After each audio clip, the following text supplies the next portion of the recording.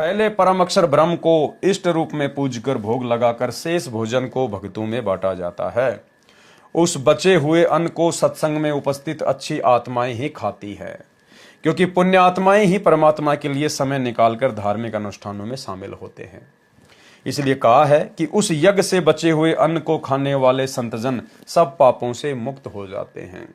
ये पाप कर्मों से मुक्त होने की प्रोसीजर वर्तमान में केवल साध संगतियों में शुरू है, उन फर्जी सतलोक आश्रमों में नहीं है। जो पापी लोग होते हैं, जो तत्वदर्शी संत के सत्संग में नहीं जाते, उनको ज्ञान नहीं होता, वे पापात्मा अपना शरीर पोषण करने के लिए ही भोजन खाते हैं। ये तो उन लोगों की स्थिति बताई है जिन लोगों को तत्वदर्शी संत की जानकारी नहीं होती, जो लोग तत्वदर्शी संत की शरण में नहीं होते हैं और अपना कमाते हैं, खाते हैं, ना किसी को भोग लगाते, ना उनको भोग लगाने की विधि का पता है। परंतु भाइयों और बहनों, सतगुरु रामपाल जी परमेश्वर जी के जितने भी भगत हैं, जितने भी फॉलोवर हैं, अरे वे तो सभी उनकी शरण में हैं। उनको तो पता है कि तत्वदर्शी संत कौन है, सच्चा सत्संग कहाँ है। उसके बावजूद भी वो लोग अपने गुरु को इष्ट मानकर भोग नहीं लगाते हैं। पाप कर्म समाप्त करने वाली प्रोसीजर से अभी तक अनजान है, अनभिज्ञ हैं। क्योंकि भाइयों और बहनों, गुरुदेव भगवान कहते हैं कि जब तक आप अपने गुरु को ही भगवान मानकर नहीं पूजोगे, तब तक तो भक्ति शुरू भी नहीं होती है, चाहे आप कितने वर्षों से सतगुरु की शरण में क्यों ना है। इसी प्रकार ये भक्ति आध्यात्मिक परमात्मा प्राप्ति रूपी जो प्रश्न है, ये क्वेश्चन है, इसको हल करने के लिए, इसको सोल्व करने के लिए आपने इस दास को भगवान मानना पड़ेगा। तब आपकी आध्यात्मिक क्रियाएं सफल होंगी।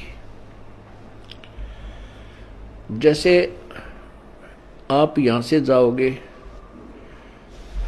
आपने परमात्मा देखा नहीं है, आपने इस दास को देखा है, वो परमेश्वर इस दास का रूप धारण करके आपके समक्ष वहां खड़ा होगा। अब जैसा जिसका व्यवहार इस दास के प्रति यहां है, वो वैसा ही करेगा। जैसा आपका इस दास के प्रति आपके मन में दोष या श्रद्धा है, वो ज्यों की त्यों वहां होगी। जब आपकी वहां एक बार फिर जो है पछोड़ लाओगा परमात्मा,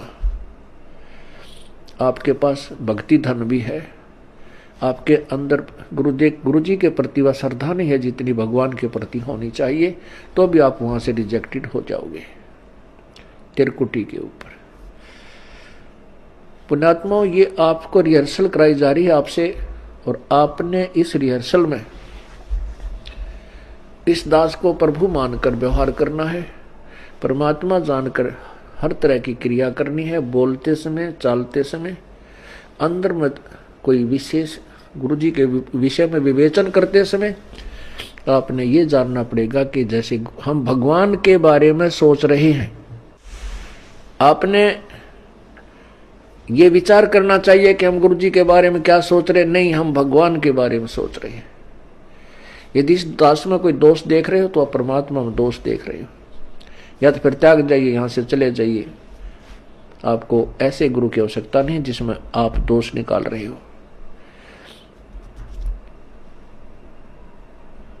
हम इसी प्रकार परमात्मा को प्राप्त कर सकते हैं। गुरु मानुष कर जानते ते नर कहिए अंधे, ओवे दुखी संसार में आग काल के फंद। तो दुनिया वालों को तो हम क्या दोष दे। स्वयं सतगुरु रामपाल जी परमेश्वर जी के वर्तमान में 90% भगत ही उनको भोग नहीं लगाते हैं, केवल अन्नदेव की आरती कर लेते हैं। खाना खाने से पहले अन्नदेव की छोटी आरती, खाना खाने के बाद अन्नदेव की बड़ी आरती। अरे भाई, अन्नदेव की आरती अलग है और भोग की आरती अलग है। वही भक्ति बोध पुस्तक जिसमें 3 समय की आरती परमेश्वर ने हमें दी है, अगर कभी उसके ऊपर से धूल हटाएंगे और अगर उसको देखेंगे तो उसकी जो सारणी है, जो सूची है शुरू में, आप उसमें ध्यान से देखिएगा। पहले आपको नित्य नियम यानी सुबह की आरती दिखाई देगी, उसके बाद आपको असुर निकंदन रमैणी यानी दोपहर की आरती लिखी हुई दिखाई देगी, फिर आपको संध्या आरती यानी शाम के समय की आरती लिखी हुई दिखाई देगी। उसके बाद आपको अन्नदेव की छोटी आरती, उसके बाद अन्नदेव की बड़ी आरती, और उसके बाद लिखा है भोग लगाने की विधि। लेकिन उस भोग लगाने की विधि को साध संगत से जुड़े हुए भाई बहनों के अलावा सतलोक आश्रमों से जुड़े हुए 90% भगत उस भोग लगाने की विधि का उपयोग नहीं करते हैं, प्रयोग नहीं करते हैं। अरे गुरुदेव भगवान ने हमें भक्ति बोध में जो भी कुछ लिख कर दिया है उस क्रिया को करने के लिए दिया है। सुबह की आरती लिखी किस लिए? ताकि हम सुबह का नित्य नियम करें। दोपहर की आरती लिखी किस लिए? ताकि दोपहर की आरती करें, और हम सब करते हैं। संध्या आरती लिखी क्यों? हम भक्तों के करने के लिए, और हम भगत करते हैं। उसके बाद अन्नदेव की छोटी आरती लिखी है, हम भक्तों के करने के लिए, हम करते हैं। उसके बाद अन्नदेव की बड़ी आरती लिखी है, हम भक्तों के करने के लिए, हम सब करते हैं। उसके बाद भोग लगाने की विधि लिखी है, लेकिन सत्सेवकों को छोड़कर कोई नहीं लगाता। क्यों? क्योंकि सत्सेवकों के अलावा सतगुरु रामपाल जी की कबीर भगवान के रूप में अन्य 90% भक्तों को जो आश्रमों से जुड़े हुए हैं अभी तक पहचान हो ही नहीं पाई। और गुरु की परमात्मा के रूप में, इष्ट के रूप में पहचान हुए बिना आप जी गुरु को इष्ट मानकर भोग लगा ही नहीं सकते। तो ये विशेष मेहर गुरुदेव की सिर्फ सत्सेवकों के ऊपर हुई है। तो दुनिया वालों को तो हम क्या दोष दें? ना उनको इष्ट का पता, ना भगवान का पता, ना तत्वदर्शी संत का पता, ना भोग लगाने की विधि का पता। लेकिन जिन लाखों लोगों को सतगुरु रामपाल जी परमेश्वर जी ने सारी विधि बता रखी है, भोग लगाने के लिए भोग की आरती दी हुई है भक्ति बोध में, फिर भी वो लोग अपने गुरु को ना पहचान कर और भोग नहीं लगा रहे हैं। तो भाई कहते हैं घोड़े के आगे घास डाली जा सकती है, खाना ना खाना ये उसकी भूख के ऊपर है। तो सतगुरु रामपाल जी परमेश्वर जी ने भक्तों के आगे ज्ञान परोस दिया। अब उस ज्ञान को कौन कौन आत्मा अपने अंतःकरण में उतार कर अपने गुरु को इष्ट मानकर व्यवहार करती है, अब ये उस आत्मा की भक्ति की प्यास और भूख के ऊपर निर्भर करेगा। अपना शरीर पोषण करने के लिए ही भोजन बनाते हैं, वे तो पाप को ही खाते हैं। क्योंकि भोजन खाने से पहले हम भगत संत सब परम अक्षर ब्रह्म को भोग लगाते हैं, जिससे सारा भोजन पवित्र प्रसाद बन जाता है। ये पवित्र प्रसाद केवल सतगुरु रामपाल जी परमेश्वर जी की दया से सत्सेवकों के घरों में और साध संगतियों में ही बनता है। अन्यथा सतलोक आश्रमों में, सतलोक आश्रमों से जुड़े हुए भक्तों के घरों में वो भोजन अमृत नहीं बनता है, पाप नाशक नहीं बनता है, क्योंकि वो लोग अपने गुरु को इष्ट मानकर भोग नहीं लगाते हैं, जिससे सारा भोजन पवित्र प्रसाद बन जाता है। जो ऐसा नहीं करते, क्या कह रहे हैं गुरुदेव भगवान, जो अपने इष्ट को प्रतिदिन भोग लगाकर भोजन नहीं खाते हैं, जो ऐसा नहीं करते हैं वे परमात्मा के चोर हैं। यानी 90% संगत वर्तमान में सतगुरु रामपाल जी भगवान की चोर है, चोर। भगवान को भोग न लगा हुआ भोजन पाप का भोजन होता है। इसीलिए हम सत्सेवक भाई बहन ना तो अपने रिश्तेदारों के घरों पर भोजन खाते हैं, ना बाजार में मार्केट में कहीं पर कोई भोजन खाते हैं, और ना ही अपने उन 90% सतलोक आश्रमों से जुड़े हुए भगत भाई बहनों के घरों का पानी पीते हैं, जो अपने गुरु को इष्ट रूप में नहीं पूजते, जो अपने गुरु को इष्ट मानकर भोग नहीं लगाते, वो चाहे भगत हो चाहे जगत वाला हो। यदि आपने उनके घर का जल भी ग्रहण किया तो आप जी पाप ही खा रहे हैं, पाप ही पी रहे हैं।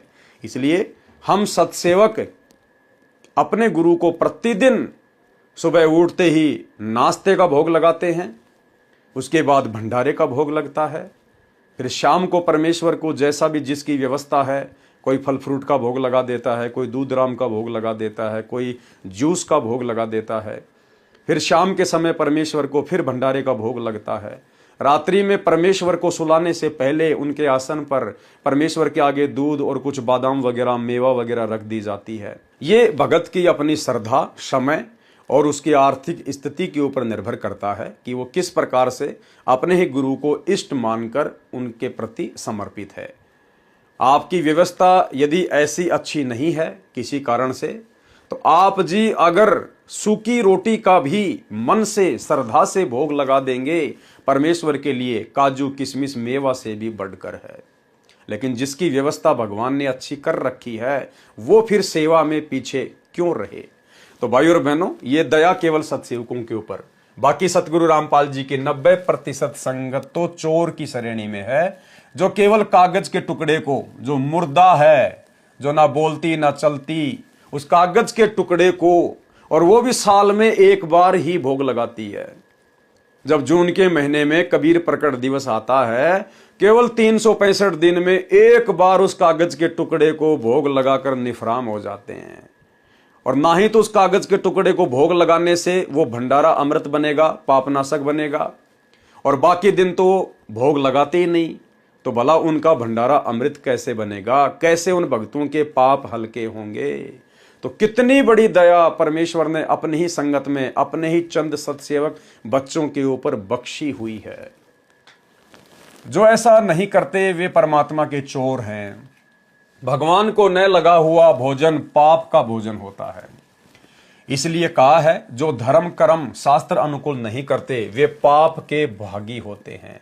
गीता अध्याय 3 श्लोक नंबर 13 में पूर्ण परमात्मा को भोग लगाकर फिर भंडारा करने के विषय में लिखा हुआ है। संपूर्ण प्राणी अन्न से उत्पन्न होते हैं। अन्न वर्षा से होता है। वर्षा यज्ञ अर्थात शास्त्र अनुकूल धार्मिक अनुष्ठान से होती है। यज्ञ अर्थात धार्मिक अनुष्ठान शास्त्र अनुकूल कर्मों से होते हैं। गीता अध्याय 3 श्लोक नंबर 14।